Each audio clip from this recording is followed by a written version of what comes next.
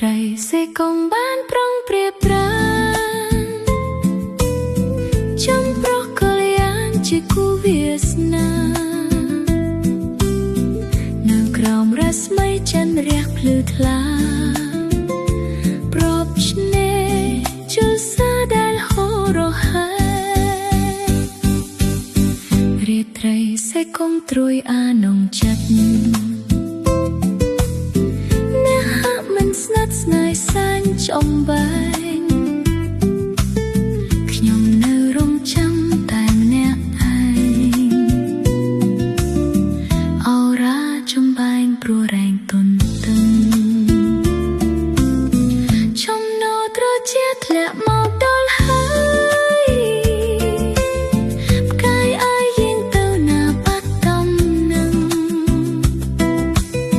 ព្រះច័ន្ទក៏យាងបាត់ស្ងាត់សូនឈឹងអើយខ្ញុំរំពឹងមិនដេកបានរាត្រីសេកុំហូរឆ្ងាយម្លេះណាជុលនេត្រសោកាខ្លោចផ្សាក្នុងប្រាណជាតិញីប្រហែលជាខ្ញុំមិនបាន